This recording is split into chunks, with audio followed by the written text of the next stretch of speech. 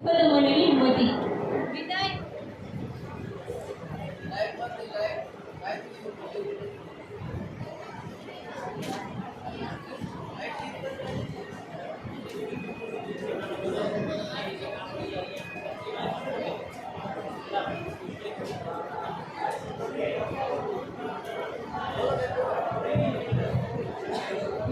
હંમેશા વર્ષની હોય છે, પછી તે સ્કૂલમાંથી હોય, કોલેજમાંથી હોય કે દીકરી સસરે જતીની હોય. યાદ આવે છે દિવસો જે 3 વર્ષ પહેલા સફરની શરૂઆત થઈ હતી. કોલેજમાં પ્રથમ પગ મૂકતા જ મનમાં વિચાર આવ્યો હતો. એ વાતનો ડર હતો કે કેવા હશે પ્રિન્સિપલો, કેવા હશે શિક્ષકો, કેવા હશે વિદ્યાર્થી મિત્રો, એની જાણ પણ ન હતી. આજે સમય પસાર થઈ ગયો છે, ક્યાંય છૂટવાનું દુઃખ થઈ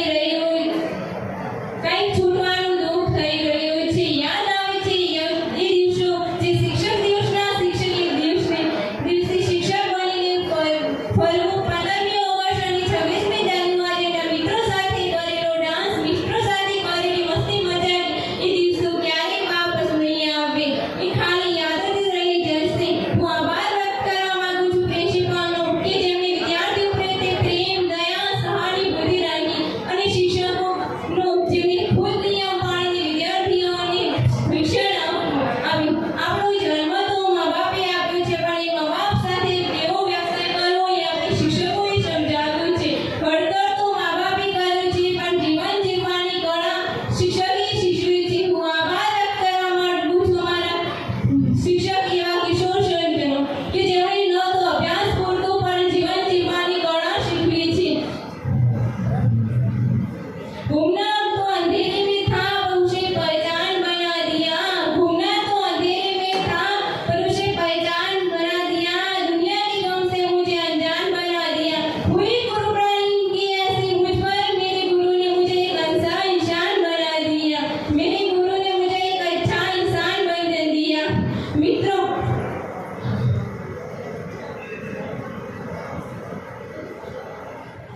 આજે એક બાજુનું દુઃખ તો એક બાજુની ખુશી છે. વિદાય લેવાનું દુઃખ તો બીજી તરફ જીવનમાં આગળ વધવા માટેનું સુવર્ણ તક છે.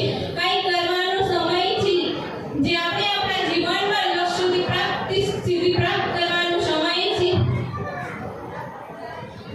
હું આ પ્રશ્નો સદાય